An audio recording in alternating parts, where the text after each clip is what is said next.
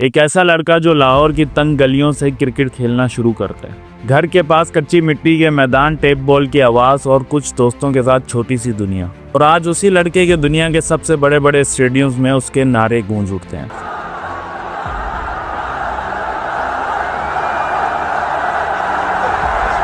ये कहानी है बाबर आजम की, जो सिर्फ चंद सालों में ही दुनिया के ग्रेटेस्ट में शुमार हो गया। वो प्लेयर जो एक वक्त पर दुनिया में सबसे ज्यादा रन्स बनाने वाला बैट्समैन था, आज वो अपने डाउनफॉल के साथ जंग लड़ रहा है। क्या बाबर आजम की कहानी यहाँ पर खत्म हो जाएगी या वो कमबैक के बाद दोबारा अपनी नई कहानी लिखेगा? 15 अक्टूबर 1994 को लाहौर के एक मिडिल क्लास घराने में पैदा हुआ था। घर के हालात ऐसे थे कि लग्जरीज तो मौजूद नहीं थी, लेकिन बाबर आजम के पास सिर्फ एक चीज़ थी और वो थी क्रिकेट का जुनून। लाहौर की गलियां और गली क्रिकेट, यही बाबर आजम का बचपन था। बाबर आजम के लिए क्रिकेट प्राइमरी और एजुकेशन सेकेंडरी था, लेकिन हर सपना आसान नहीं होता। बाबर आजम की फैमिली ने बाबर आजम की एकेडमी की फीस, किट्स और इक्विपमेंट के लिए बार बार सेक्रीफाइसेस किए। और ये वो लम्हा था जब एक मिडिल क्लास का बेटा एक बड़ी दुनिया के सपने देख रहा था। अर्ली ट्रायल्स में बाबर आजम को बार बार रिजेक्ट किया गया।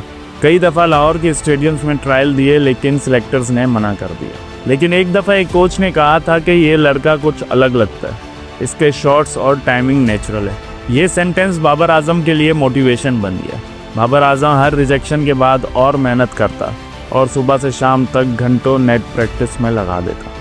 बाबर का पहला ब्रेक थ्रू तब आया जब वो पाकिस्तान अंडर 15 और फिर पाकिस्तान अंडर 19 में सिलेक्ट हुआ। 2006 के अंडर 15 वर्ल्ड चैंपियनशिप में बाबर आजम ने रन्स बनाया और कोचेस का ध्यान अपनी तरफ खींच लिया। 2010 के और 2012 के अंडर 19 वर्ल्ड कप में बाबर आजम ने कंसिस्टेंटली रन्स किए। 2012 के अंडर 19 वर्ल्ड कप में बाबर आजम पाकिस्तान का टॉप स्कोरर रहा और इसी टूर्नामेंट ने बाबर आजम का नाम मीडिया के सामने उठा दिया। और इसके बाद क्रिकेट एक्सपर्ट्स का कहना था कि ये लड़का पाकिस्तान का फ्यूचर है। बाबर आजम का इंटरनेशनल डेब्यू स्टार्ट होता है 2015 में जिम्बाब्वे के खिलाफ लाहौर गद्दाफी स्टेडियम में। अपने डेब्यू पर ही बाबर आजम ने अपने टैलेंट की झलक दिखाकर 50 रन्स बनाए। लेकिन ड्रेसिंग रूम में एक यंग प्लेयर के लिए सर्वाइव करना आसान नहीं था। सीनियर प्लेयर्स का रवैया, परफॉर्मेंस का प्रेशर, सब कुछ नया था बाबर आजम के लिए। लेकिन बाबर आजम ने कंसिस्टेंसी से बार बार परफॉर्म करके अपनी जगह बना ली। बाबर आजम ने कई रिकॉर्ड्स अपने नाम किए। फास्टेस्ट 1000 ओडीआई रन्स कंप्लीट किए, उसके बाद 2000, 3000 और उसके बाद 5000 रन्स का रिकॉर्ड भी तोड़ा। T20 में नंबर 1 बैट्समैन बना और टेस्ट क्रिकेट में भी सेंचुरीज बनाकर अपना नाम किया। पब्लिक और मीडिया ने बाबर आजम को पाकिस्तान का विराट कोहली कहना शुरू कर दिया। हर जगह कंपैरिजन होने लगे कोहली वर्सेस बाबर के। ये पाकिस्तान के लिए एक फ़ख्र की बात थी, लेकिन बाबर आजम के लिए एक नया प्रेशर भी था। आवाम के साथ साथ दुनिया के लेजेंड्स भी बाबर आजम की तारीफ़ करने लगे। 2022 के वर्ल्ड कप से कुछ दिन पहले विराट कोहली ने एक इंटरव्यू में कहा था कि बाबर आजम इस वक्त के दुनिया के बेस्ट बैट्समैन हैं across all formats.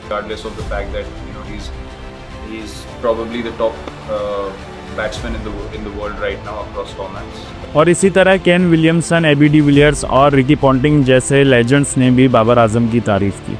Babar Azam ने अपनी बैटिंग से दुनिया को इम्प्रेस कर दिया और ये वो गोल्डन पीरियड था जहां सब समझने लगे कि पाकिस्तान को एक बार फिर एक वर्ल्ड क्लास बैट्समैन मिल गया। 2019 के वर्ल्ड कप के बाद पाकिस्तान क्रिकेट एक नई सूरत इख्तियार करती है। सरफराज अहमद की कैप्टनसी ख़त्म होने लगी और पीसीबी को पाकिस्तान टीम के लिए एक नया लीडर चाहिए था। और फिर डिसाइड हुआ कि बाबर आजम को टीम का कैप्टन बनाया जाए। शुरू में सब एक्साइटेड थे कि फाइनली एक world class player Pakistan team को लीड करेगा, लेकिन कैप्टनसी के प्रेशर से बाबर आजम की बैटिंग में भी असर आने लगा, क्योंकि हर हार के बाद ब्लेम बाबर आजम पर ही आता था। और ये फेज़ बाबर आजम के लिए सबसे टफ था। बाबर आजम ने विराट कोहली के 5000 ओडीआई रन्स का रिकॉर्ड तोड़ने के बाद कैलेंडर ईयर में सबसे ज़्यादा रन्स बनाने का रिकॉर्ड भी बनाया था। T20 में कंसिस्टेंट 50s और सेंचुरीज भी बनाता रहा। हर रोज़ नए रिकॉर्ड्स बनाने के बाद बाबर आजम के फैंस ने बाबर आजम को किंग बाबर कहना शुरू कर दिया। लेकिन आयरनी यह है कि जितने रिकॉर्ड्स तोड़ता गया उतनी क्रिटिसिज्म भी बढ़ती गई। Babar Azam 2022 T20 world cup और 2023 एशिया कप में अंडर परफॉर्मेंस रहे और सबसे बड़ा डाउनफॉल 2023 के ओडीआई वर्ल्ड कप में बाबर आजम को फेस करना पड़ा, जब सबकी नज़रें बाबर आजम पर थी, लेकिन बाबर आजम परफॉर्म नहीं कर पाए। और बाबर आजम का ये डाउनफॉल इतना बुरा आया कि आज तक बाबर आजम कमबैक नहीं कर पाए।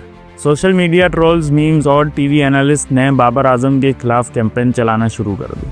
किंग बाबर या स्टेड पैडर, किंग बाबर या फ्रॉड बाबर, ये फ्रेज ट्रेंड होने लगे। क्रिकेट हिस्ट्री कहती है कि ग्रेट प्लेयर्स ने डाउनफॉल फेस किया है। सवाल यह है कि बाबर आजम का डाउनफॉल परमानेंट है या सिर्फ एक टेम्परेरी डिप। जैसे विराट कोहली ने 3 साल तक कोई सेंचुरी नहीं बनाई, लोग कहते हैं कि उसका करियर ख़त्म, लेकिन 2022 एशिया कप में उसने वापस कमबैक किया। और सचिन तेंदुलकर जैसे प्लेयर ने भी अपनी 100 सेंचुरी कंप्लीट होने से पहले बहुत स्ट्रगल का सामना किया। रिकी पॉन्टिंग और इंजमाम जैसे प्लेयर्स ने भी अपने वक्त में क्रिटिसिज्म का सामना किया। कुछ वक्त के डाउनफॉल आने से ये ज़रूरी नहीं कि उस प्लेयर की अचीवमेंट्स को आप भूल जाएं। और शायद कल फिर स्टेडियम्स में बाबर आजम के नारे गूंज उठें। तब दुनिया याद करेगी कि ये वही लड़का था जो लाहौर की तंग गलियों से निकला था और आज क्रिकेट की दुनिया का किंग बन गया।